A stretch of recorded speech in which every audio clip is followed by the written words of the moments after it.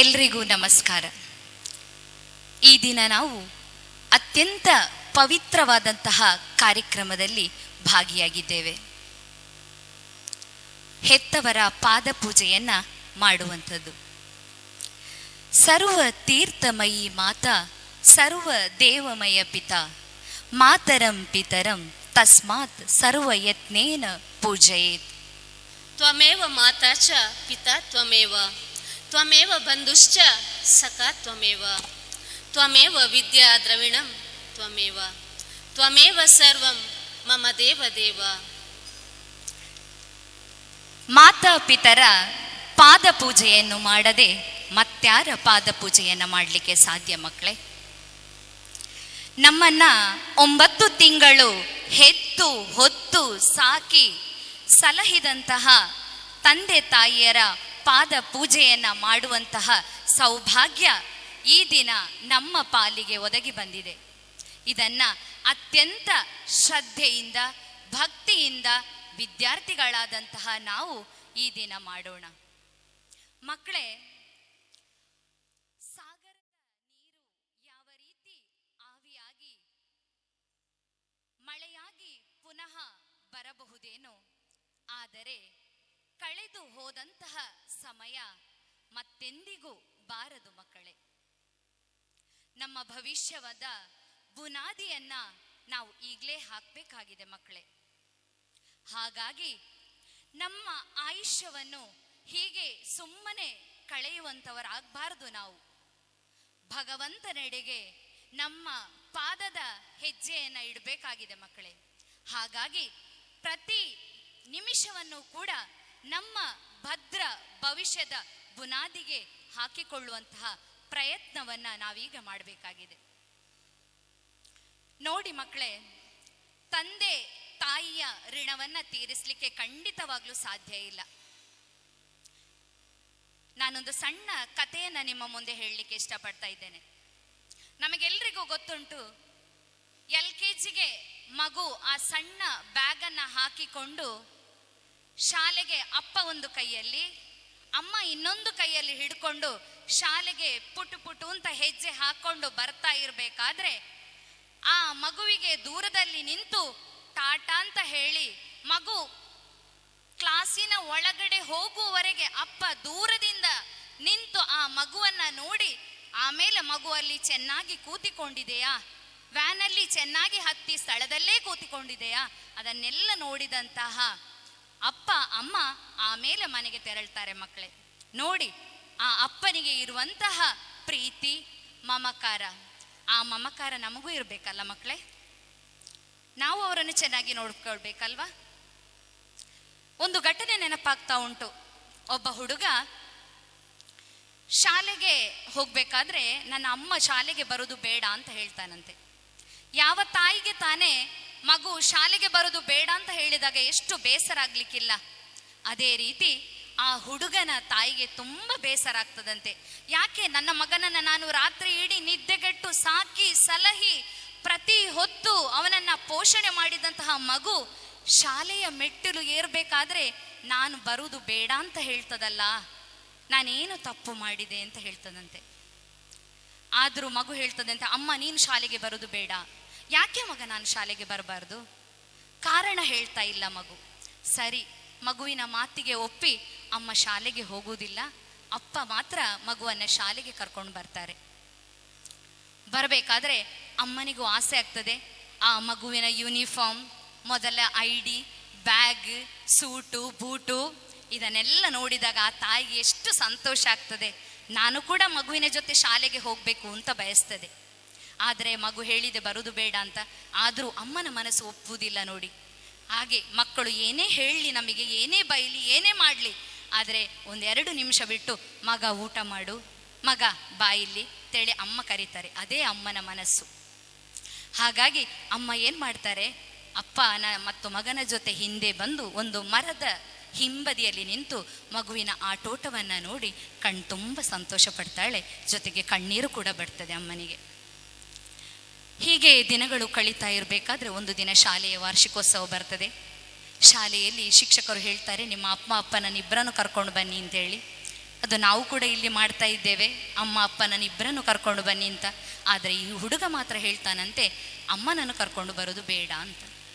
ಸರಿ ಎಂದಿನಂತೆ ಯಾಕೆ ತುಮ್ಮನೆ ಮಗನನ್ನು ತರಾಟೆಗೆ ತೆಗೆದುಕೊಳ್ಳುವುದು. ಅಮ್ಮನ ಮನಸ್ಸು ಯಾವಾಗಲೂ ಹಾಗೆ ಮೃದು. ಅವಳು ಮಗ ಏನು ಹೇಳಿದ್ರು ಎಲ್ಲವನ್ನ ಸಹಿಸುವಂತಹ ಗುಣ ಹೊಂದಿದವಳು. ಹಾಗಾಗಿ ಅಮ್ಮನನ್ನು ಸಹಿಷ್ಣುತೆ ಅಂತಲೂ ಕರೀತಾರೆ. ಸರಿ, ವಾರ್ಷಿಕೋತ್ಸವ ಬಂತು. ಮಗ ಶಾಲೆಗೆ ಹೋದ, ಅಪ್ಪ ಎದುರಿನ ಸೀಟಲ್ಲಿ ಕೂತಿದ್ದಾರೆ. ಆದರೆ ಅಮ್ಮನಿಗೆ ಬರುವ ಅವಕಾಶ ಇಲ್ಲ. ಹೇಗಾಗ್ಬೋದು ಅಮ್ಮನ ಮನಸ್ಸಿಗೆ? ಒಂದು ಸಲ ಯೋಚನೆ ಮಾಡುವ ನಾವೆಲ್ಲರೂ. ಹಾಗಾಗಿ ಅಮ್ಮನ ಮನಸ್ಸು ಕೇಳುವುದಿಲ್ಲ. ಅಮ್ಮ ಬರ್ತಾರೆ.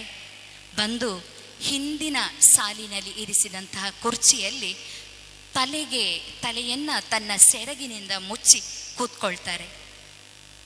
ಮಗು ಇನ್ನು ಸಂಗೀತ ರಸಮಂಜರಿ ಕಾರ್ಯಕ್ರಮ ನಡೀತಾ ಇರ್ತದೆ. ಮಗು ಚೆನ್ನಾಗಿ ಹಾಡ್ತಾ ಇದೆ. ತಾಯಿ ಹಿಂದೆಯಿಂದಲೇ ಕೂತು ಮನಸ್ಸಿನಲ್ಲೇ ಅದನ್ನು ಆಸ್ವಾದಿಸ್ತಾಳೆ. ನನ್ನ ಮಗನನ್ನು ನಾನು ಬೆಳೆಸಿದ್ದು ಸಾರ್ಥಕ ಆಯಿತು. ನಾನು ನೋಡಲಿಲ್ಲಾದರೂ ಪರವಾಗಿಲ್ಲ, ಆದರೆ ನನ್ನ ಮಗ ಸ್ಟೇಜಲ್ಲಿ ಬರುವ ಹಾಗೆ ನಾನು ಮಾಡಿದೆ ಅಲ್ಲ, ಆ ಸಂತೋಷ ನನಗೆ ಇದೆ ಅಂತೇಳಿ ಅಮ್ಮ ಅಲ್ಲೇ ಸಂತೋಷ ಪಡ್ತಾ ಇದ್ದಾಳೆ. ಆದರೆ ಮಗನಿಗೆ ಅದು ಕಾಣಿಸಲೇ ಇಲ್ಲ. ಆ ತಾಯಿಯ ತಳಮಳ, ಆ ತಾಯಿಯ ಮಗುವಿನ ಮನಸ್ಸಿನ ನೋವು ಆ ಮಗುವಿಗೆ ಕೇಳಲೇ ಇಲ್ಲ ಮಕ್ಕಳೇ. ಸರಿ, ಮಗ ಹಾಡ್ತಾ ಇದ್ದಾನೆ ವೇದಿಕೆಯಲ್ಲಿ. ಹಿಂದೆ ಕೂತಂತಹ ಅಮ್ಮನನ್ನು ನೋಡ್ತಾನೆ. ಅವನಿಗೆ ಸಿಟ್ಟು ನೆತ್ತಿಗೆ ಇರ್ತದೆ. ನಾನು ಅಮ್ಮನನ್ನು ಬರಬೇಡ ಅಂತ ಹೇಳಿದ್ದೇನೆ, ಯಾಕೆ ಅಮ್ಮ ಬಂದರು, ಯಾಕೆ ಆ ಸಾಲಲ್ಲಿ ಕೂತರು ಅಂತೇಳಿ ಅವನಿಗೆ ಸಿಟ್ಟು ಬರ್ತದೆ. ಹಾಡು ಮುಡಿದಿದ ತಕ್ಷಣ ಅಮ್ಮನ ಹಿಂದಿನ ಸೀಟಿನಲ್ಲಿ ಹೋಗಿ ಕೂತ್ಕೊಳ್ತಾನೆ. ಅಮ್ಮ ಪಕ್ಕದ ಮಹಿಳೆಯ ಜೊತೆ ಮಾತಾಡ್ತಾ ಇರಬೇಕಾದ್ರೆ ಆ ಮಹಿಳೆ ಕೇಳ್ತಾರೆ, ಅಮ್ಮ ನೀವು ಯಾಕೆ ತಲೆಗೆ ಸೆರಗ ಹಾಕಿಕೊಂಡಿದ್ದೀರಾ? ಸ್ವಲ್ಪ ಸರಿಸಬೇಕಾದ್ರೆ ಒಂದು ದೊಡ್ಡ ಗಾಯ ಆಗಿರ್ತದೆ ಅಮ್ಮನ ಮುಖದಲ್ಲಿ ಒಂದು ಸೈಡ್. ಏನಮ್ಮ ನಿಮ್ಮ ದೊಡ್ಡ ಗಾಯ ಆಗಿದೆಯಲ್ಲ, ಏನಾಯಿತು ಅಂತ ಕೇಳಬೇಕಾದ್ರೆ ಅದೊಂದು ದೊಡ್ಡ ಸಂಗತಿ ಇದೆ. 6-7 ವರ್ಷದ ಹಿಂದೆ ನಮ್ಮ ಬಡತನದ ಮನೆಗೆ ಆಕಸ್ಮಿಕವಾಗಿ ಬೆಂಕಿ ತಗಲಿತು. ಆಗ ನನ್ನ ಮಗನಿಗೆ 1 ವರ್ಷದ ಪ್ರಾಯ. ಆ ಮಗುವನ್ನು ಆ ಕಂಬದ ಪಕ್ಕ ಮಲಗಿಸಿದ್ದೆ. ಆ ಬೆಂಕಿ ಕಂಬಕ್ಕೆ ಹಿಡಿತು ಅಂತ ಹೇಳಬೇಕಾದ್ರೆ ನಾನು ಓಡೋಡಿ ಹೋಗಿ ಆ ಮಗನನ್ನು ಎದೆಗೆ ಅಪ್ಪಿಕೊಂಡು ಆ ಕಂಬದ ಪಕ್ಕದಲ್ಲಿ ಸರಿದು ನಿಂತುಕೊಂಡೆ. ಆ ಕಂಬ ಬಿದ್ದು ನನ್ನ ತಲೆಗೆ ಗಾಯ ಆಯಿತು. ಆ ಗಾಯದ ಕಲೆ ಇದು ಅಂತ ಹೇಳ್ತಾರೆ. ನೋಡಿ ಮಕ್ಕಳೇ, ನಮ್ಮ ಅಮ್ಮ ಅಪ್ಪ ನಮಗೋಸ್ಕರವಾಗಿ ಎಲ್ಲ ನೋವನ್ನು ಸಹಿಸಿ ಆ ನೋವನ್ನು ತಿಂದ್ಕೊಂಡಿರ್ತಾಳಲ್ಲ, ಅದು ನಮ್ಮ ಮಕ್ಕಳಿಗೆ ಕಾಣ್ತಾ ಇಲ್ವಾ?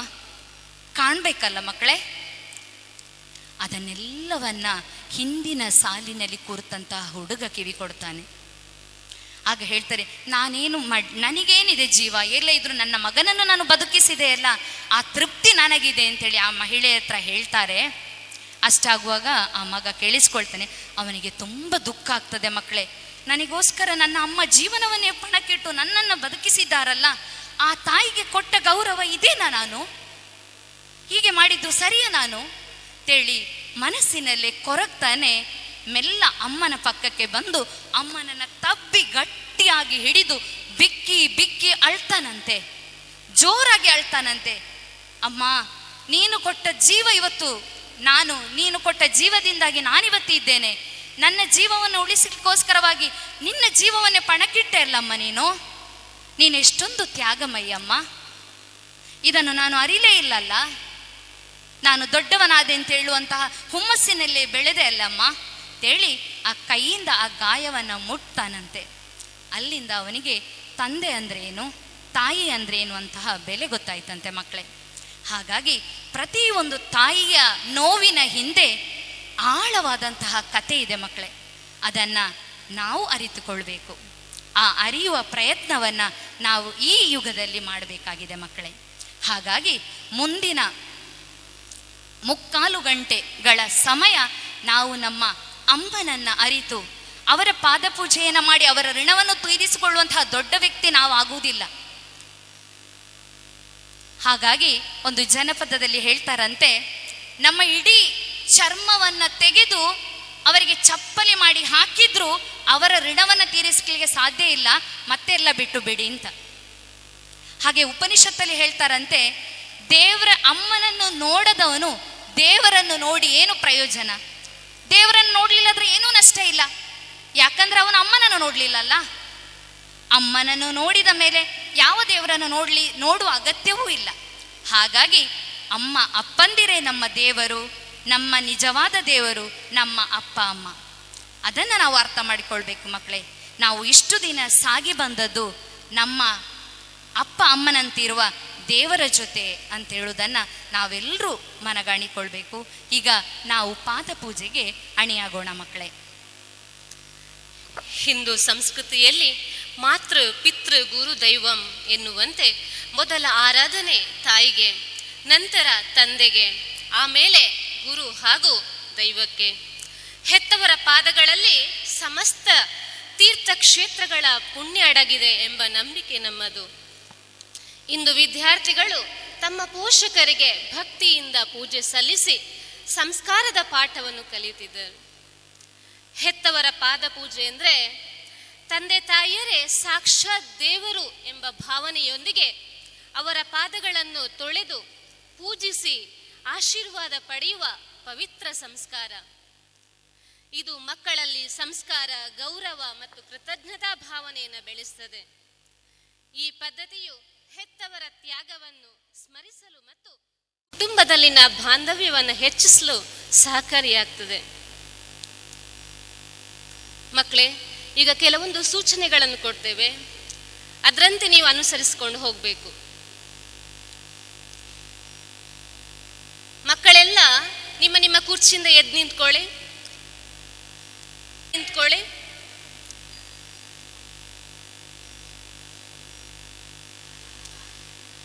ಈಗ ಅಪ್ಪ ಅಮ್ಮ ಇಬ್ರು ಇದ್ದವರಲ್ಲಿ ಅಮ್ಮ ಎದ್ದು ಅಪ್ಪನ ಪಕ್ಕದ ಕುರ್ಚಿಗೆ ಬನ್ನಿ. ಅಪ್ಪನ ಎಡಬದಿಗೆ ಅಮ್ಮ ಕುಳಿತುಕೊಳ್ಳುವಂತೆ ಅಪ್ಪ ಅಮ್ಮ ಜೊತೆಯಾಗಿ ಕುಳಿತುಕೊಳ್ಳಿ. ಮಕ್ಕಳು ಅಪ್ಪ ಅಮ್ಮನ ಮುಂಭಾಗದಲ್ಲಿ ಕೆಳಗೆ ಕುಳಿತುಕೊಳ್ಳಿ. ಅಪ್ಪ ಅಮ್ಮ ಇಬ್ಬರು ಇದ್ದವರು ಅಲ್ಲಿ ಮಕ್ಕಳ ಚೇರಲ್ಲಿ ಅಮ್ಮ ಬಂದು ಕೂತ್ಕೊಳ್ಬೇಕು. ಅಲ್ಲೇ ಮಕ್ಕಳು ಕೂತ್ಕೊಳ್ಳಿ. ಯಾರು ಈಗ ಪಾದ ಪೂಜೆ ಮಾಡಬೇಡಿ, ನಮ್ಮ ಸೂಚನೆಗೆ ಅನುಸಾರವಾಗಿ ನೀವು ಮಾಡಬೇಕು.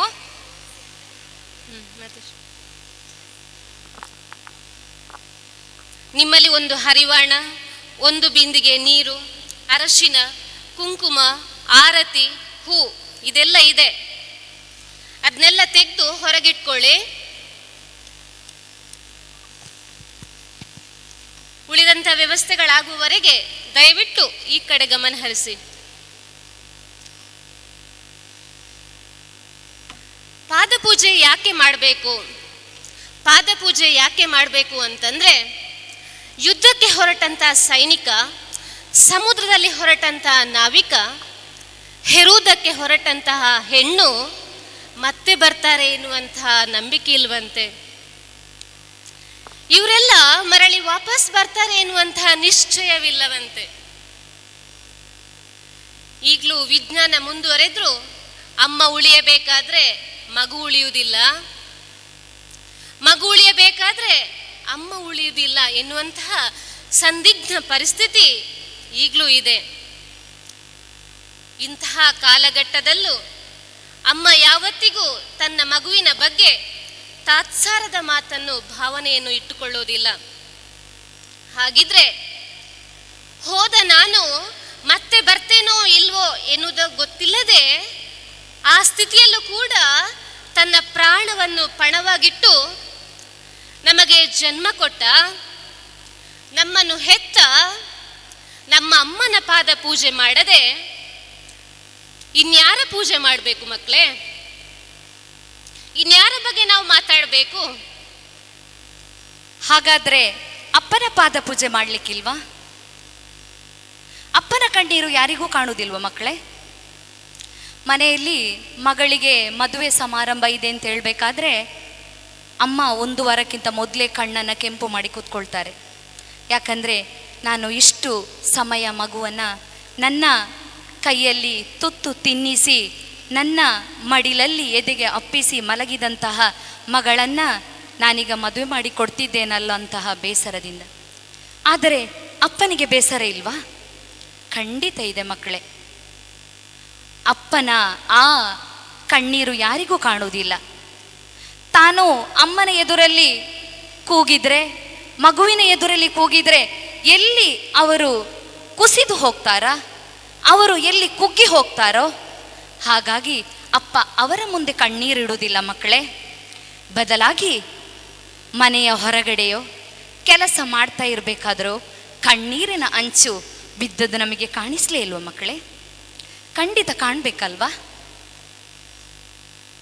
ನಿಮಗೆ ಗೊತ್ತಿದೆಯೋ ಗೊತ್ತಿಲ್ಲ ಮಕ್ಕಳೇ, ನಾವು ಇರುವಂತಹ ಸಂದರ್ಭದಲ್ಲಿ ತುಂಬ ಬಡತನದ ಮಧ್ಯೆ ಕೂಡ ಬಣ್ಣವಿಲ್ಲದ ಸೈಕಲಲ್ಲಿ ಎದುರು ಒಂದು ರೋಲಿನಲ್ಲಿ ಸಣ್ಣ ಸೀಟನ್ನು ಮಾಡಿ ತನ್ನ ಮಗವನ್ನು ಆ ಸೀಟಿನಲ್ಲಿ ಕೂರಿಸಿ ಸೈಕಲನ್ನು ತುಳಿಯುತ್ತಾ ತುಳಿಯುತ್ತಾ ಮುಂದೆ ಸಾಗಿಕೊಂಡು, ಮಗ ಹೀಗೆ ನೋಡು ಸೈಕಲ್ ಬಿಡುವುದು, ಈ ಥರ ನೋಡು ಸೈಕಲ್ ಓಡಿಸುವುದು ಅಂತ ಕಲಿಸಿದ್ರಲ್ಲ ಮಕ್ಕಳೇ ನಿಮ್ಮ ಅಪ್ಪ.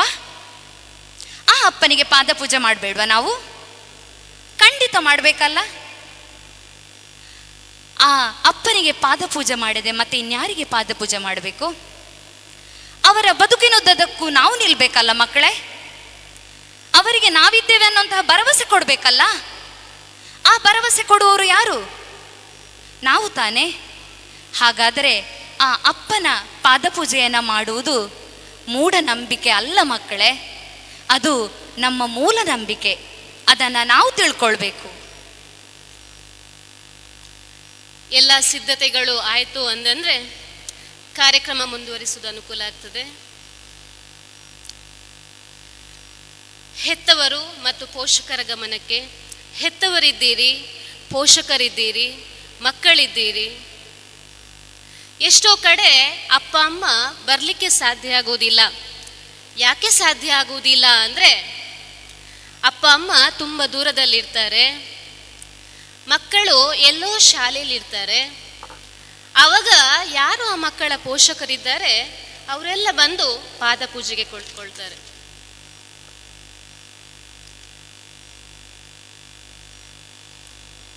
ಎಲ್ಲ ಸಿದ್ಧತೆಗಳು ಆಗಿದೆ ಅಂತಂದರೆ ದಯವಿಟ್ಟು ಎಲ್ಲರೂ ಒಂದು ಕ್ಷಣಕ್ಕೆ ಮೌನವಾಗಿರಿ. ಕಾರ್ಯಕ್ರಮವನ್ನು ಮುಂದುವರಿಸುವ. ನಿಮ್ಮ ಮುಂಭಾಗದಲ್ಲಿ ಪಾದ ತೊಳೆಯುವಂತಹ ಹರಿವಾಣ ಇದೆ, ತಂಬಿಗೆಯಲ್ಲಿ ನೀರಿದೆ, ಅರಶಿನ ಇದೆ, ಕುಂಕುಮ ಇದೆ, ಹೂವಿನ ಆರತಿ ಇದೆ. ಅಮ್ಮನ ಪಾದದಡಿಗೆ ಇಟ್ಟು ಹರಿವಾಣವನ್ನು ಅಮ್ಮನ ಪಾದದಡಿಗೆ ಇಟ್ಟು ಅಮ್ಮನ ಪಾದಗಳನ್ನು ತಂಬಿಗೆಯ ನೀರಿನಿಂದ ತೊಳಿರಿ ಮಕ್ಕಳೇ. ಯಾಕೆಂತಂದರೆ, ನಾವು ಅಂಬೆಗಾಲಿಕ್ಕುವಾಗ ನಮ್ಮ ಕಾಲಿನ ಪಾದವನ್ನು ಜೇಡಿ ಮಣ್ಣಿನಿಂದಲೋ ಶ್ರೀಗಂಧದ ಪುಡಿಯಿಂದಲೋ ಪಾದದ ಅಡಿಗೆ ಸವರಿ ಮನೆ ತುಂಬ ನಡೆದಾಡಿಕೊಂಡು ಹೋಗುವಂತಹ ಆ ಪುಟ್ಟ ಪುಟ್ಟ ಹೆಜ್ಜೆಯನ್ನು ನೋಡಿ ಕಣ್ತುಂಬಿಸಿಕೊಂಡ್ಲಲ್ಲ ನಿಮ್ಮ ಅಮ್ಮ. ಆ ಅಮ್ಮನ ಪಾದವನ್ನು ನೋಡಿದಿರ ಮಕ್ಕಳೇ? ಈ ದಿನ ನೀವು ನೋಡಿ, ನಿಮ್ಮ ಅಮ್ಮನ ಪಾದ ಸೀಳು ಬಿಟ್ಟಿರಬಹುದು. ಅದು ನಿಮ್ಮ ಪಾದವನ್ನು ಭಗವತಿಯ ಪಾದ ಥರ ನೋಡ್ಕೊಂಡ್ರಲ್ಲ ನಿಮ್ಮ ಅಮ್ಮ ಅಪ್ಪ, ಅದರ ಫಲವಾಗಿರ್ಬೋದು ಮಕ್ಕಳೇ. ತನ್ನ ಮಗುವಿನ ಪಾದ ಅತ್ಯಂತ ಶುಭ್ರವಾಗಿರಲಿ, ಸ್ವಚ್ಛವಾಗಿರಲಿ ಎನ್ನುವಂತಹ ಮನಸ್ಥಿತಿಯಿಂದ ತಾಯಿ ತನ್ನ ಕಾಲಿಗೆ ಚಪ್ಪಲಿ ಇಲ್ಲದೆಯೋ ಎಲ್ಲೆಲ್ಲೋ ಓಡಾಡಿ ಆಡಿ ಬಂದು ಆ ಕಾಲಿನಲ್ಲಿ ಬರೆ ಇರಲಿ ಏನೇ ತಾಗಲಿ ಅದನ್ನೆಲ್ಲ ಸಹಿಸಿಕೊಂಡು ನಿಮ್ಮ ಕಾಲಿನ ಸೌಂದರ್ಯದಲ್ಲಿ ಆ ದೇವರನ್ನು ಕಂಡ್ರಲ್ಲ ಮಕ್ಕಳೇ ನಿಮ್ಮ ಅಮ್ಮ. ಅವರ ಕಾಲನ್ನು ತೊಳಿರಿ ಮಕ್ಕಳೇ, ಅವರನ್ನೊಮ್ಮೆ ನೆನೆಸಿಕೊಳ್ಳಿ, ತಂಬಿಗೆ ನೀರಿನಿಂದ ತೊಳಿರಿ. ನಗುವ ಮಗುವಿಗೆ 10 ತಾಯಂದಿರಾದ್ರೆ ಅಳುವಂತ ಮಗುವಿಗೆ ಒಬ್ಳೇ ತಾಯಿಯಂತೆ.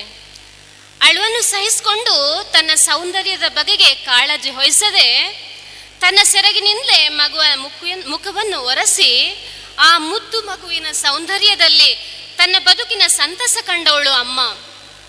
ಅವಳ ಬಗ್ಗೆ ಎಷ್ಟು ಮಾತಾಡಿದ್ರೂ ಕಡಿಮೆನೆ ಮಕ್ಕಳೇ. ಜೊತೆಗೆ ಆ ಹರಿವಾಣವನ್ನು ಈ ಕಡೆ ಜಾರಿಸಿ ಅಪ್ಪನ ಪಾದಗಳನ್ನು ತೊಳೆಯಿರಿ ಮಕ್ಕಳೇ. ನಿಮ್ಮ ಜನನದ ಸಮಯದಲ್ಲಿ ತುಂಬು ಗರ್ಭಿಣಿಯನ್ನ ಅಪ್ಪ ಆಸ್ಪತ್ರೆಗೆ ಕರೆದುಕೊಂಡು ಹೋಗಬೇಕಾದ್ರೆ ಡಾಕ್ಟ್ರು ಒಂದು ಫಾರ್ಮ್ ಕೊಡ್ತಾರಂತೆ, ಒಂದು ಸಹಿ ಹಾಕಲಿಕ್ಕೆ.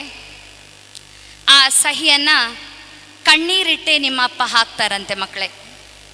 ಯಾಕೆಂತಂದರೆ ನನ್ನ ಜೀವನ ಅಂತ ಇರುವುದು ನನ್ನ ಮಗುವಿಗೆ ಮತ್ತು ನನ್ನ ಹೆಂಡತಿಗಾಗಿ ಅಂತ. ಹಾಗಾಗಿ ಆ ಅಪ್ಪನ ಸರ್ವಸ್ವ ನಮ್ಮ ಮೇಲೆ ಇದೆ ಮಕ್ಕಳೇ. ಹಾಗಾಗಿ ಈ ದಿನ ಅವರ ಪಾದವನ್ನು ನೋಡಿ, ಅವರ ಪಾದ ಸೇವೆಯನ್ನು ಮಾಡಿ ಮಕ್ಕಳೇ. ಅವರ ಪಾದವನ್ನು ತೊಳಿರಿ.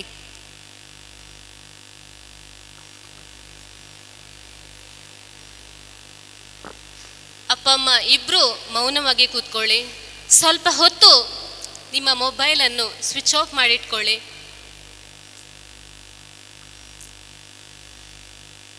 ಇಬ್ಬರ ಪಾದಗಳನ್ನು ತೊಳೆದಾದ್ಮೇಲೆ ಆ ನೀರನ್ನು ಖಾಲಿಯಾದ ತಂಬಿಗೆಗೆ ಮತ್ತೆ ಹಾಕಿಟ್ಕೊಳ್ಳಿ. ಹರಿವಾಣದಲ್ಲಿ ಅಪ್ಪನ ಪಾದ ತೊಳೆದಾದ್ಮೇಲೆ ಆ ನೀರನ್ನು, ಹರಿವಾಣದಲ್ಲಿರುವಂತಹ ನೀರನ್ನು ಮರಳಿ ತಂಬಿಗೆಗೆ ಹಾಕಿ ಬದಿಗಿಟ್ಕೊಳ್ಳಿ.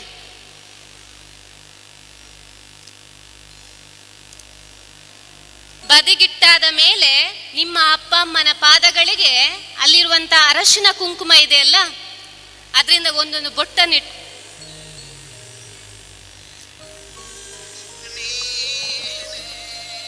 ಬೊಟ್ಟನ್ನು ಇಟ್ಟ ಮೇಲೆ ಅಲ್ಲಿರುವಂತಹ ಹೂವಿನ ಎಸಳುಗಳಿದೆಯಲ್ಲ, ಅವರ ಪಾದಗಳ ಮೇಲೆ ಇಟ್ಟು ಬಿಡಿ.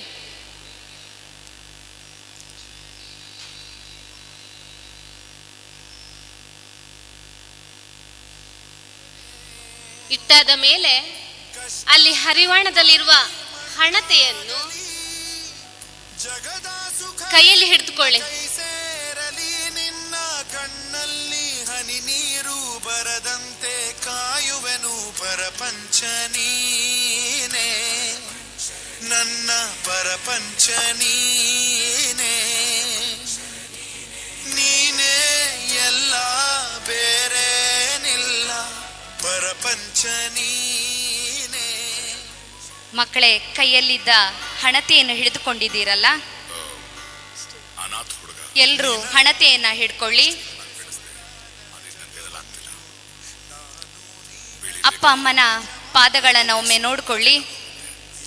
ತನ್ನ ಪಾದ ಹೇಗಿದ್ರೂ ಸರಿ ಇಲ್ಲ, ನನ್ನ ಮಗುವಿನ ಪಾದ ಮಾತ್ರ ಅತ್ಯಂತ ನುಣುಪಾಗಿರ್ಬೇಕು ಅಂತ ಬಯಸಿದ್ರಲ್ಲ ಮಕ್ಕಳೇ ನಿಮ್ಮ ಅಪ್ಪ ಅಮ್ಮ. ಅವರ ಕಾಲನ್ನು ಎಂದಾದ್ರೂ ನೀವು ನೋಡಿದ್ದೀರಾ? ಈ ಸಂಸ್ಥೆಯಲ್ಲಿ ಕಲಿಯುವ ಕಾರಣ, ಸಂಸ್ಕಾರದ ಪಾಠವನ್ನು ಹೇಳಿಕೊಡುವ ಕಾರಣ ಒಂದಷ್ಟು ಮಕ್ಕಳು ಅದನ್ನು ನೋಡಿರಬಹುದು. ಆದರೆ ನೋಡದಿರುವಂತಹ ಮಕ್ಕಳು ಈ ದಿನ ನಿಮ್ಮ ಅಪ್ಪ ಅಮ್ಮನ ಕಾಲನ್ನು ನೋಡ್ಕೊಳ್ಳಿ ಮಕ್ಕಳೇ. ಯಾಕೆಂದ್ರೆ ಮಕ್ಕಳೇ, ಭಾರತದ ಪರಂಪರೆ ಹೇಗೆ ಅಂತಂದ್ರೆ, ಕಣ್ಣು ಮುಚ್ಚಿದಾಗ ಒಳಗಡೆ ಕಾಣುವಂಥದ್ದು ಸತ್ಯ ಅಂತ ಹೇಳಿದ ಪರಂಪರೆ ನಮ್ಮದು. ಅದಕ್ಕೆ ನಾವು ದೇವಸ್ಥಾನಕ್ಕೆ ಹೋದಾಗ ಗರ್ಭಗುಡಿಯಲ್ಲಿ ದೇವರನ್ನು ನೋಡ್ತೇವೆ, ಕೈ ಮುಗಿದು ಕಣ್ಮುಚ್ತೇವೆ. ಕಣ್ಮುಚ್ಚಿದ ತಕ್ಷಣ ಗರ್ಭಗುಡಿಯ ಒಳಗಿದ್ದ ದೇವರ ಬಿಂಬ ನಮ್ಮ ಮನಸ್ಸಿನ ಒಳಗೆ ಕಾಣಿಸ್ಕೊಂಡ ಹಾಗೆ ಆಗುತ್ತಲ್ಲ, ಅದೇ ಆಧ್ಯಾತ್ಮ ಎನ್ನುವಂಥದ್ದು. ಹಾಗಾಗಿ ಕಣ್ಣು ಮುಚ್ಕೊಳ್ಳಿ. ನಿಮ್ಮ ಅಪ್ಪ ಅಮ್ಮನ ಪಾದಗಳನ್ನು ನೆನಪು ಮಾಡಿಕೊಳ್ಳಿ.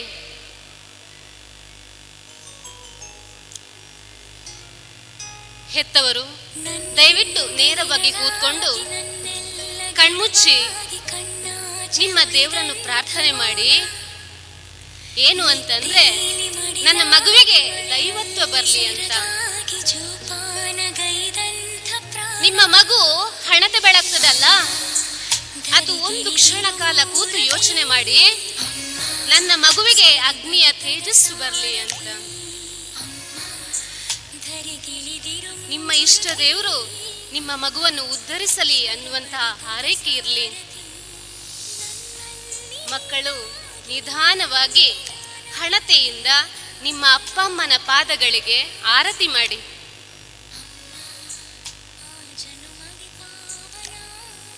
ನಿಧಾನವಾಗಿ ಆರತಿ ಮಾಡ್ತಾ ಇರಬೇಕಾದ್ರೆ ನಿಮ್ಮ ಮನಸ್ಸಿನಲ್ಲಿ ನಿಮ್ಮ ಎದುರು ಇರುವ ದೇವರು ನಿಮಗೆ ನೆನಪಾಗಬೇಕು. ಜೊತೆಗೆ ನಿಮ್ಮ ಬದುಕಿಗೆ ಅವರು ಮಾಡಿದಂತಹ ಎಲ್ಲ ತ್ಯಾಗ ನಿಮ್ಮ ಪಾಲಿಗೆ ನೆನಪಾಗಬೇಕು ಮಕ್ಕಳೇ. ಅಂತಹ ಶ್ರದ್ಧೆಯಿಂದ ಆರತಿಯನ್ನು ಮಾಡ್ತಾ ಇರಿ.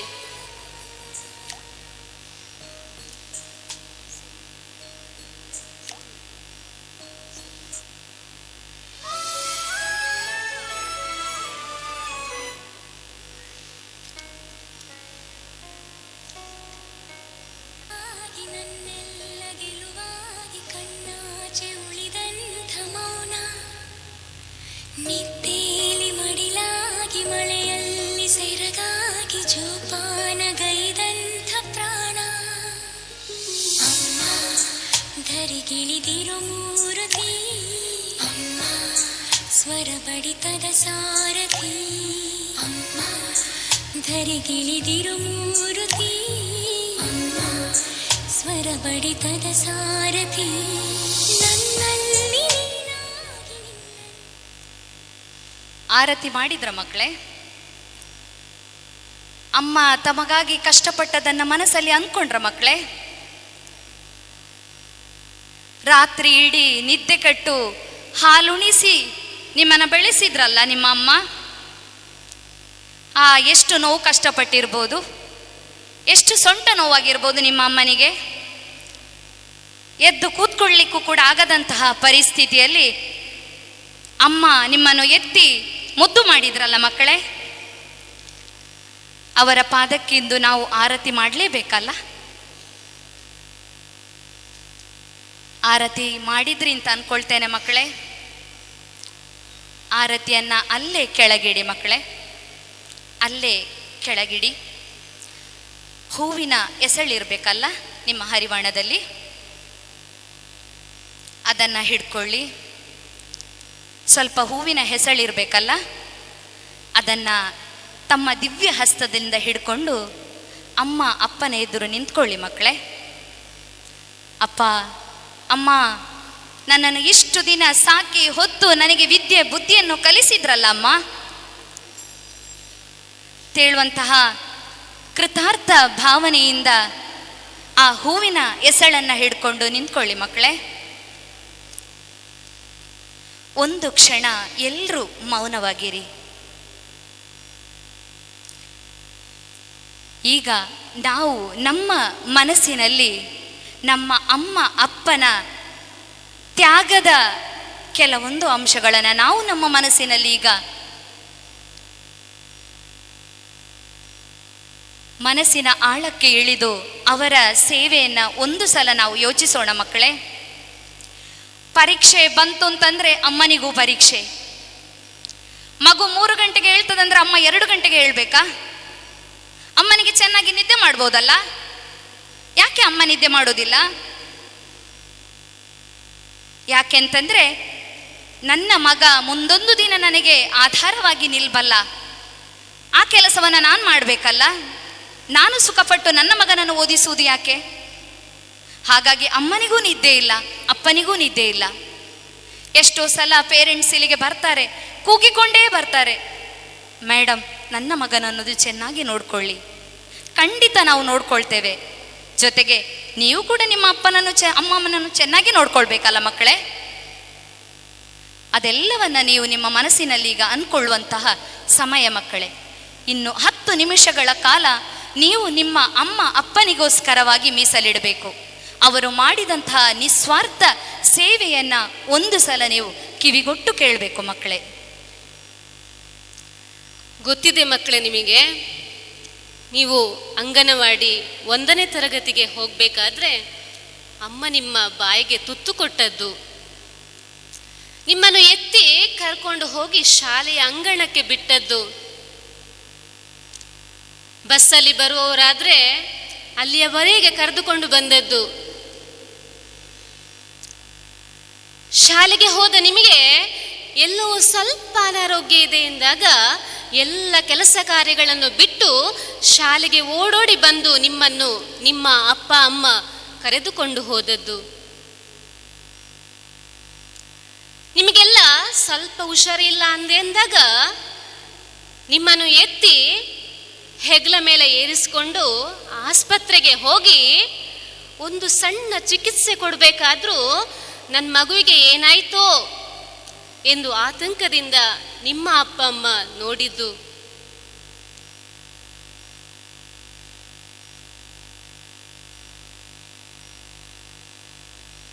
ಅದರಲ್ಲೂ ಹೆಣ್ಣು ಮಕ್ಕಳು ಪ್ರಬುದ್ಧರಾಗುವಂತಹ ಹೊತ್ತು ಬಂದಾಗ ಕ್ಷಣ ಕ್ಷಣವೂ ನಿಮ್ಮ ಅಮ್ಮ ಅಪ್ಪ ನಿಮ್ಮ ಬಗ್ಗೆ ಯೋಚನೆ ಮಾಡಿ ಧೈರ್ಯದ ಮಾತು ಹೇಳಿದ್ದು, ನಿಮ್ಮನ್ನು ತಿದ್ದಿದ್ದು. ಅದರಲ್ಲೂ ನೀವು ಶಾಲೆಗೆ ಬಂದು ಸಂಜೆ ಮನೆಗೆ ಹೋದಾಗ ನೀವು ಬಯಸಿದಂತಹ ಇಷ್ಟಪಟ್ಟ ತಿಂಡಿಯನ್ನು ಮಾಡಿ ಇದು ನನ್ನ ಮಗುವಿಗೆ ಎಂದು ಕಾದ್ರಲ್ಲ ನಿಮ್ಮ ಅಮ್ಮ ಆಸೆ ಪಟ್ರಲ್ಲ.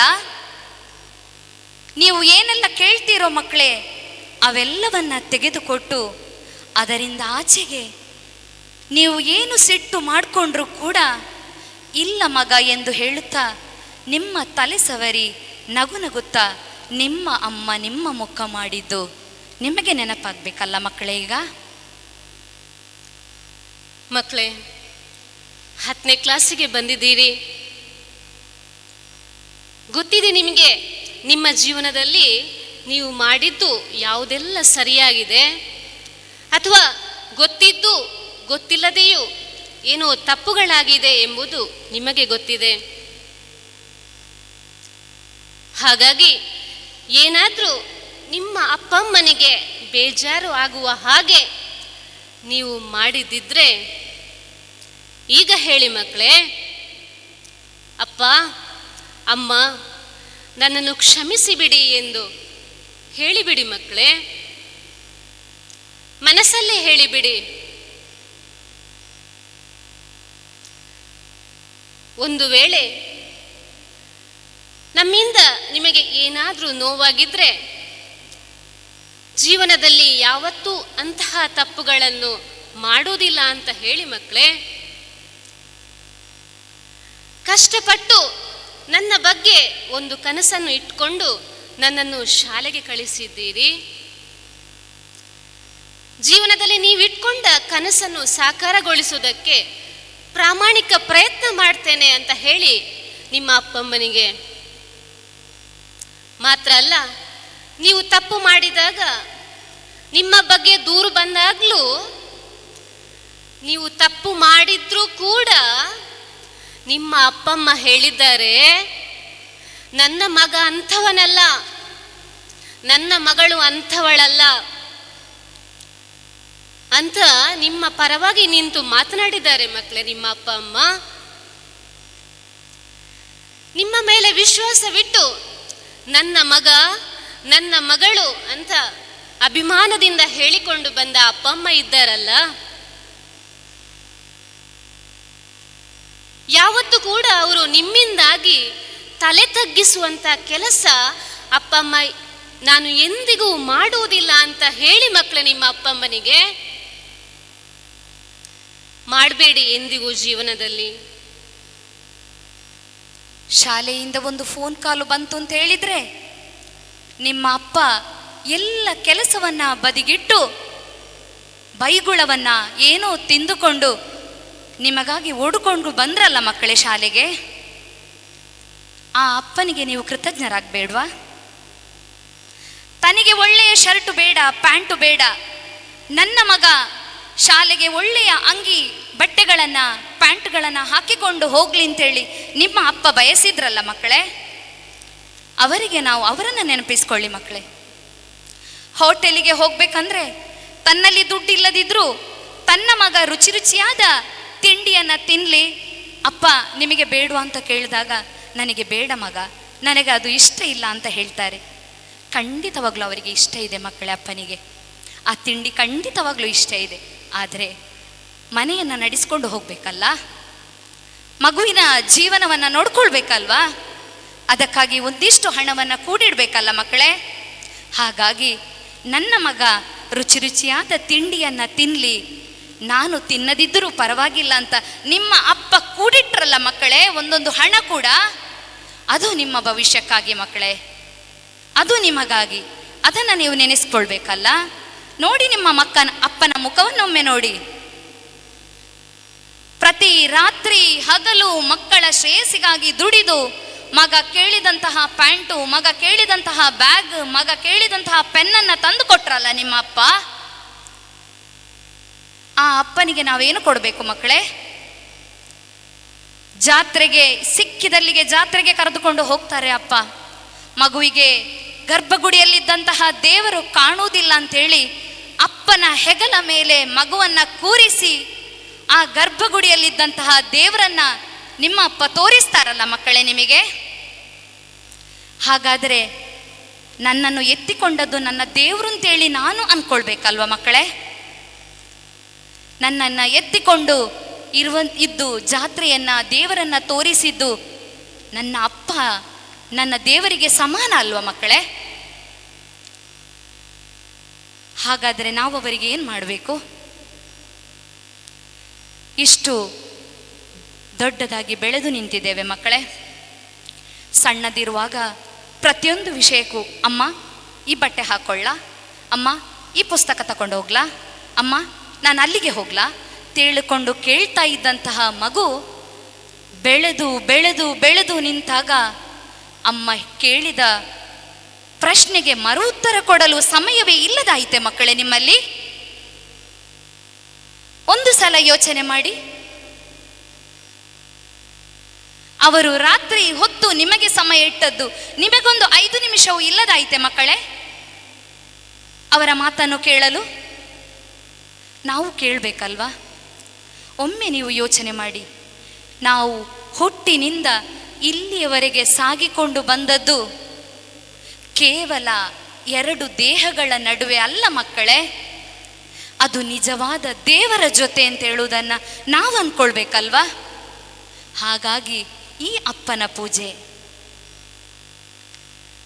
ಎಲ್ಲೋ ಮೂಲೆಯಲ್ಲಿ ನಿಂತು ಎಲ್ಲೋ ಮಗುವಿನ ಪ್ರೋಗ್ರಾಮ್ ಆಯ್ತಾ ಅಂತೇಳಿ ಫೋನ್ ಮಾಡಿ ಕೇಳಿ ತನ್ನ ಕೆಲಸದಲ್ಲಿ 1-2 ನಿಮಿಷ ಬಿಡುವು ಮಾಡಿಕೊಂಡು ಬಂದು ಇಲ್ಲಿ ಹಿಂದಿನ ಸಾಲಲ್ಲಿ ನಿಂತು ನಿಮ್ಮ ಸಾಂಸ್ಕೃತಿಕ ಕಾರ್ಯಕ್ರಮವನ್ನು ವೀಕ್ಷಿಸಿದ್ರಲ್ಲ ಮಕ್ಕಳೇ ನಿಮ್ಮ ಅಪ್ಪ.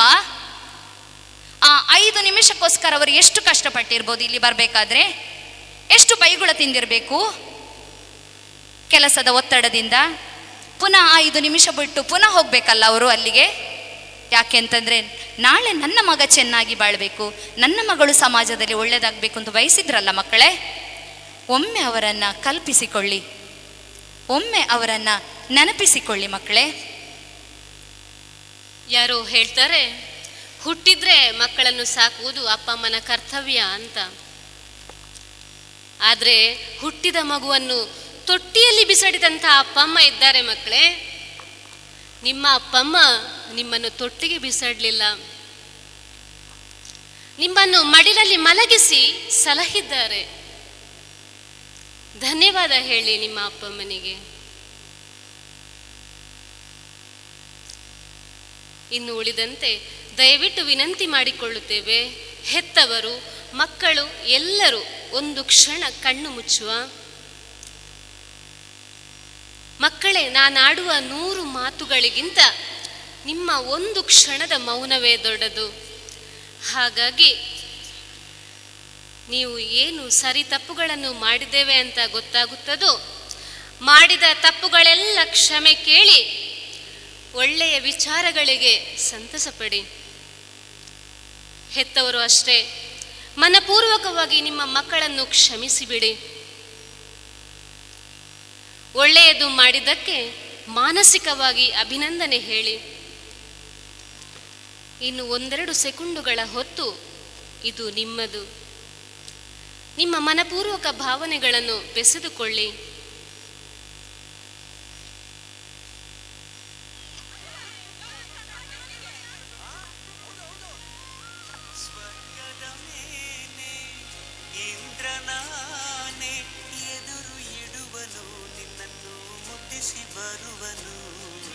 ಬೊಂಬೆಯ ಮಾಡಿಕೊಂಡು ಅದರ ಜೊತೆಗೆ ಆಡುವೆನು, ರೆಕ್ಕೆಯ ಕುದುರೆ ಏರಿ ಬೆಳ್ಳಿ ಬೆಳ್ಳಿ ಮೋಡ ದಾಟಿ ಬರುವ ನನ್ನ ಅಪ್ಪಯ್ಯ.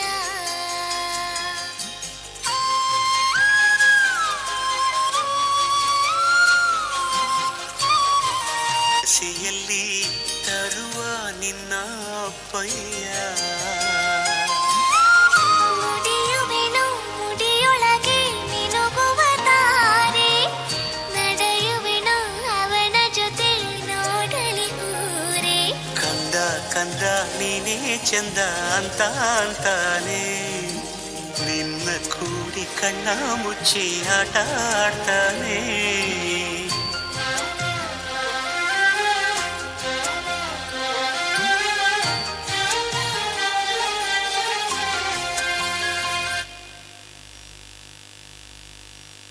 ಇಷ್ಟಾದ ಮೇಲೆ ಎಲ್ಲ ನಮ್ಮ ತಪ್ಪುಗಳನ್ನು ಒಪ್ಪಿಕೊಂಡಿದ್ದೇವೆ. ಯಶಸ್ಸನ್ನು ನಿಮ್ಮ ಪಾದಗಳಿಗೆ ಸಮರ್ಪಿಸ್ತಾ ಇದ್ದೇವೆ ಅಂತೇಳಿ ಪ್ರಾರ್ಥನೆ ಮಾಡಿ ಮಕ್ಕಳೇ. ನೀವು ಯಾವ ಇಷ್ಟ ದೇವರನ್ನು ನಂಬ್ತೀರೋ ಆ ದೇವರನ್ನು ಪ್ರಾರ್ಥನೆ ಮಾಡ್ತೀರಿ. ಆ ದೇವರ ಸನ್ನಿಧಾನ ನಿಮ್ಮ ಅಪ್ಪ ಅಮ್ಮನ ಪಾದ ಮಕ್ಕಳೇ. ಆ ಸನ್ನಿಧಾನದ ಎದುರೇ ನೀವಿದ್ದೀರಿ. 100 ದೇವರನ್ನ ನೋಡುವುದಕ್ಕಿಂತಲೂ ಅಮ್ಮ ಅಪ್ಪನ ಸೇವೆಯನ್ನು ಮಾಡಿದ ಪುಣ್ಯ ನಮಗೆ ದೊರೀತದೆ ಮಕ್ಕಳೇ. ಹಾಗಾಗಿ ಅವರ ಪಾದಗಳಿಗೆ ನಿಮ್ಮ ಕೈಯಲ್ಲಿರುವಂತಹ ಹೂವಿನ ಎಸಳನ್ನು ಹಾಕಿ ಮಕ್ಕಳೇ.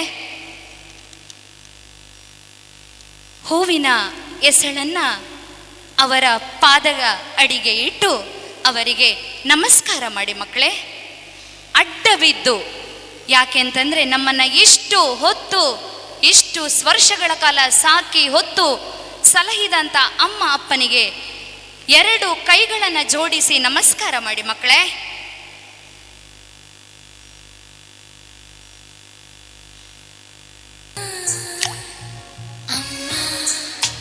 ಜನುಮಗೆ ಪಾವನ ಅಮ್ಮ ನನ್ನಯ ಚೇತನ.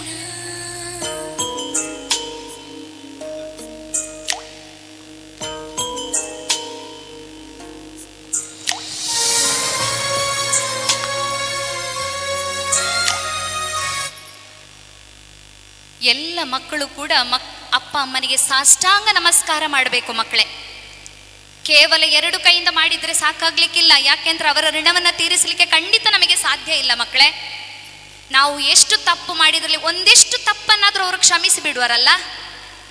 ಎಲ್ಲರೂ ಕೂಡ ಉದ್ದವಾಗಿ ಅವರಿಗೆ ಸಾಷ್ಟಾಂಗ ದೀರ್ಘ ನಮಸ್ಕಾರ ಮಾಡಿ. ಯಾಕೆ ಮಕ್ಕಳೇ, ನಾಚಿಕೆ ಆಗ್ತಾ ಇದೆಯಾ? ನಿಮ್ಮನ್ನು ಹೆಗಲ ಮೇಲೆ ಹೊತ್ತುಕೊಂಡು ಕಾರ್ಯಕ್ರಮದಲ್ಲಿ ಸೆರಗಿನಿಂದ ನಿಮ್ಮ ಮುಖವನ್ನು ಉಜ್ಜಿಕೊಂಡ್ರಲ್ಲ ನಿಮ್ಮ ಅಮ್ಮ. ಆಗ ತನ್ನ ಸೌಂದರ್ಯವನ್ನು ಲೆಕ್ಕಿಸದೆ ನಿಮ್ಮ ಸೌಂದರ್ಯದ ಕಡೆಗೆ ಗಮನ ಕೊಟ್ರಲ್ಲ ಮಕ್ಕಳೇ. ನಿಮಗೆ ಅದು ಮರ್ತು ಹೋಯ್ತಾ? ತನ್ನ ಸೌಂದರ್ಯದಲ್ಲೇ ನಿಮ್ಮ ಸೌಂದರ್ಯವನ್ನು ಕಂಡ್ರಲ್ಲ ಮಕ್ಕಳೇ. ಎಲ್ಲರೂ ಸಾಷ್ಟಾಂಗ ನಮಸ್ಕಾರ ಮಾಡಿ.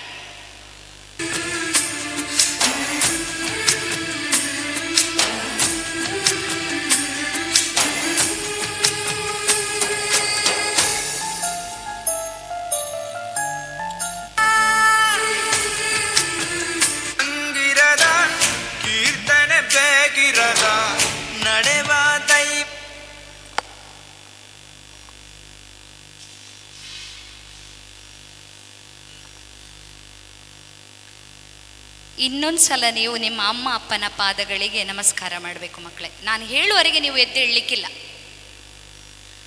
ಮಾಡಿ ಮಕ್ಕಳೇ. ಯಾಕೆ ನಾಚಿಗೆ? ಅಮ್ಮ ಅಪ್ಪ ನಾಚಿಕೆ ಮಾಡ್ತಿದ್ರೆ ನೀವಿಷ್ಟು ದೊಡ್ಡದಾಗಿ ಬೆಳಿತಿದ್ರ ಮಕ್ಕಳೇ? ಶಾಲೆಗೆ ನೀಟಾಗಿ ಬರ್ತಾ ಇದ್ರಾ? ಯಾಕೆ ನಾಚಿಗೆ? ಅವರೇ ನಮ್ಮ ದೇವರಲ್ವಾ? ಅಮ್ಮ ಅಪ್ಪನಿಗೆ ಕೊಡದಂತಹ ಸ್ಥಾನವನ್ನು ನಾವು ಯಾರಿಗೂ ಕೊಡೋದು ಬೇಡ. ನಮ್ಮ ಜೀವನದಲ್ಲಿ ಪ್ರಥಮ ಸ್ಥಾನ ನಮ್ಮ ಅಮ್ಮ ಅಪ್ಪನಿಗೆ ಇರಲಿ. ನಿಮ್ಮ ಜೀವನದಲ್ಲಿ ಎಷ್ಟೋ ಜನ ಬಂದಾರು, ಎಷ್ಟೋ ಜನ ಹೋದಾರು. ಆದರೆ ನಿಮ್ಮ ಅಮ್ಮ ಅಪ್ಪ ಇದ್ದಷ್ಟು ಸಮಯ ಬೇರೆ ಯಾರು ನಿಮ್ಮ ಜೊತೆ ಇರಲಿಕ್ಕೆ ಸಾಧ್ಯ ಇಲ್ಲ ಮಕ್ಕಳೇ. ಅದನ್ನು ನಾವು ಅರ್ಥ ಮಾಡಿಕೊಳ್ಬೇಕಲ್ವಾ?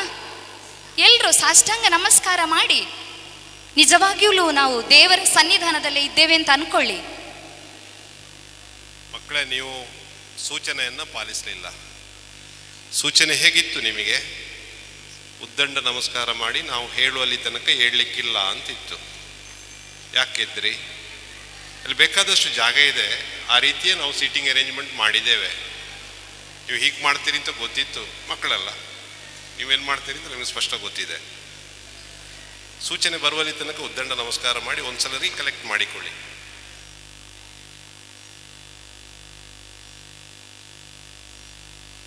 ಆಯ್ತು ಮಕ್ಕಳೇ, ಎದ್ದೇಳಿ. ನಿಮ್ಮ ಅಮ್ಮ ಅಪ್ಪನ ಆಶೀರ್ವಾದ ಸದಾ ನಿಮ್ಮ ಮೇಲೆ ಇದೆ. ಅವರ ಆಶೀರ್ವಾದ ಇರುವವರೆಗೆ ನಿಮಗೆ ಏನೂ ಆಗಲಿಕ್ಕಿಲ್ಲ.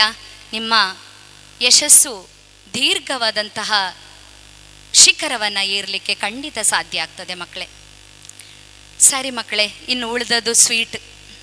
ಸಿಹಿ ಮಾಡಬೇಕಲ್ಲ ನಿಮ್ಮ ಅಮ್ಮ ಅಪ್ಪನ ಬಾಯಿಯನ್ನು. ಯಾವುದೋ ತಗೊಳ್ಬೇಡಿ, ಅವಸರ ಮಾಡಬೇಡಿ. ನಾನು ಹೇಳ್ತೇನೆ ಎಲ್ಲದಕ್ಕೂ ಅವಸರ ಮಾಡಬೇಡಿ. ಅಮ್ಮ ಅಪ್ಪ ಯಾವುದೋ ಫಂಕ್ಷನಿಗೆ ಹೋದಾಗ ನನ್ನ ಮಗ ಶಾಲೆಯಲ್ಲಿದ್ದಾನೆ, ನನ್ನ ಮಗನಿಗೆ ಸಮಾರಂಭಕ್ಕೆ ಬರಲಿಕ್ಕೆ ಆಗಲಿಲ್ಲ ಅಂತೇಳಿ ತಾನು ತೆಗೆದುಕೊಂಡು ಹೋದಂತಹ ಕರ್ಚೀಪಿನಲ್ಲಿಯೋ ತಾನು ಉಟ್ಟುಕೊಂಡು ಹೋದಂತಹ ಸೀರೆಯ ಸೆರಗಿನಲ್ಲಿಯೋ ಒಂದು ತುಂಡು ಲಡ್ಡು, ಒಂದು ತುಂಡು ಹೋಳಿಗೆಯನ್ನು ಸುತ್ತಿಕೊಂಡು ಬಂದ್ರಲ್ಲ ಮಕ್ಕಳೇ. ನಿಮಗೆ ಸಂಜೆವರೆಗೆ ಮನೆಯಲ್ಲಿಟ್ಟು ಕಾದ್ರಲ್ಲ, ಶಾಲೆಯಿಂದ ಓಡೋಡಿ ಹೋಗಿ ಮನೆಯ ಅಡುಗೆ ಕೋಣೆಯಲ್ಲಿ ಏನಿದೆ ಅಂತ ನೋಡಿದ್ರಲ್ಲ. ನಿಮ್ಮ ಅಮ್ಮ ನಿಮಗೆ ಪ್ರತಿ ಕ್ಷಣ ಆ ಸಿಹಿ ತಿಂಡಿಯನ್ನು ತಂದು ನಿಮ್ಮ ಬಾಯಿಯನ್ನು ಸಿಹಿ ಮಾಡಿದ್ರಲ್ಲ ಮಕ್ಕಳೇ. ಹಾಗಾದರೆ ಅವರ ಬಾಯಿಯನ್ನು ನಾವು ಸಿಹಿ ಮಾಡಬೇಕಲ್ವಾ? ಖಂಡಿತ ಮಾಡಬೇಕು ಮಕ್ಕಳೇ. ನನ್ನ ಮಗನ ಹುಟ್ಟು ಹಬ್ಬ ಬಂತು ಅಂಥೇಳಿ ಎಷ್ಟೋ ಕೆಲಸದ ಒತ್ತಡದ ಮಧ್ಯೆ ತನ್ನ ಮಗುವಿಗೆ ಒಂದು ಹೊಸ ಬಟ್ಟೆ ಖರೀದಿಸಿ ದೇವಸ್ಥಾನವನ್ನು ಸುತ್ತಿ ತನ್ನಲ್ಲಿ ಹಣ ಇಲ್ಲದಿದ್ದರೂ ಏನೋ ಅಡ್ಜಸ್ಟ್ ಮಾಡಿಕೊಂಡು ಮಗುವಿಗೆ ಕೇಕ್ ತಂದು ದೇವರ ಮುಂದೆ ಇಟ್ಟು ನಿಮ್ಮ ಬರ್ತ್ಡೇಯನ್ನು ಆಚರಿಸಿ ನಿಮಗೆ ಸಿಹಿ ತಿಂಡಿಯನ್ನು ತಿಂದಿಸಿದ್ರಲ್ಲ ಮಕ್ಕಳೇ ನಿಮ್ಮ ಅಪ್ಪ ಅಮ್ಮ. ಆದರೆ ಅವರ ಹುಟ್ಟುಹಬ್ಬ ನಮಗೆ ನೆನಪಿದೆಯಾ? ಅದು ನಮಗೆ ನೆನಪಾಗಬೇಕಲ್ಲ. ನಾವು ತಿಂದ ಮೇಲೆ ನೀನು ಕೂಡ ತಿಂದಿಯಾ ಅಂತೇಳಿ ಕೇಳಬೇಕಲ್ಲ ಮಕ್ಕಳೇ. ನಾವು ಕೇಳಲಿಲ್ಲ ಅಂದರೆ ಬೇರೆ ಯಾರು ಕೇಳ್ತಾರೆ ನಮ್ಮ ಅಮ್ಮಪ್ಪನನ್ನು? ಹಾಗಾಗಿ ಈಗ ನೀವು ನಿಮ್ಮ ದಿವ್ಯ ಹಸ್ತದಿಂದ ಆ ಸಿಹಿಯನ್ನು ಕೈಯಲ್ಲಿ ಹಿಡ್ಕೊಳ್ಳಿ. ಎಲ್ಲರೂ ಕೈಯಲ್ಲಿ ಹಿಡ್ಕೊಳ್ಳಿ. ನಿಮ್ಮ ಅಪ್ಪನಿಗೆ ನಿಮ್ಮ ಅಮ್ಮನಿಗೆ ಒಂದೊಂದು ತುಂಡು ಅದರಿಂದ ತಿನ್ನಿಸಿ ಮಕ್ಕಳೇ. ಸಿಹಿಯನ್ನು ತಿನ್ನಿಸಿ, ಸಣ್ಣದು. ಅಮ್ಮನಿಗೆ ಮಗು ತಿನ್ನದಿದ್ದರೆ ಅಮ್ಮನಿಗೆ ತಿನ್ನಲಿಕ್ಕೆ ಮನಸ್ಸು ಬರಬೇಕಲ್ಲ. ಹಾಗಾಗಿ ಮಗುವಿನ ಬಾಯಿಗೂ ಕೂಡ ಸಿಹಿಯನ್ನು ನೀಡಿ. ಮಗು ಒಮ್ಮೆಲೆ ತಿಂದು ಬಿಡ್ಬೋದು, ಆದರೆ ಅಪ್ಪ ಅಮ್ಮ ತಿನ್ನಲಿಕ್ಕೆ ಖಂಡಿತ ಸಾಧ್ಯ ಇಲ್ಲ. ಯಾಕೆ ಅಂತಂದರೆ ಅವರ ಮನಸ್ಸೇ ಹಾಗೆ. ತನಗೆ ಇಲ್ಲದಿದ್ದರೂ ನನ್ನ ಮಗು ತಿನ್ನಲಿ ಅಂತ ಹೇಳುವಂತಹ ಆಸೆ. ಹಾಗಾಗಿ ಇಬ್ಬರ ಬಾಯಿ ಕೂಡ ಈ ಒಂದು ವೇದಿಕೆಯಲ್ಲಿ ಸಿಹಿಯಾಗಿದೆ. ನಿಮ್ಮ ಮಗುವಿನ ಭವಿಷ್ಯವೂ ಕೂಡ ಇದೇ ರೀತಿ ಸಿಹಿಯಾಗಿರಲಿ. ಜೊತೆಗೆ ಅಮ್ಮ ಅಪ್ಪನ ಭವಿಷ್ಯವನ್ನು ಕೂಡ ಸಿಹಿಯಾಗಿ ನೋಡ್ಕೊಳ್ಳೋಣ ಅಂತ ಹೇಳ್ತಾ ಈ ಸಿಹಿಯನ್ನು ಸವಿಯೋಣ ಮಕ್ಕಳೇ.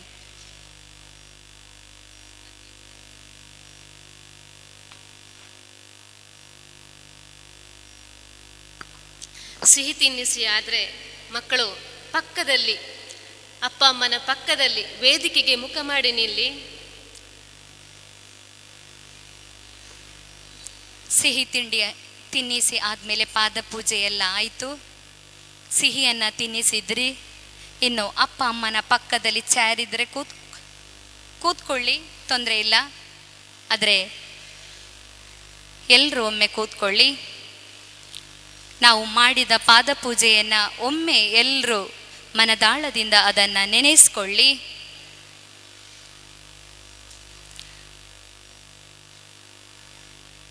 ಮನೆಯಲ್ಲಿ ಅಪ್ಪ ಅಮ್ಮ ನೋಡಿಕೊಂಡ್ರೆ ಶಾಲೆಯಲ್ಲಿ ಶಿಕ್ಷಕರಿಲ್ವಾ?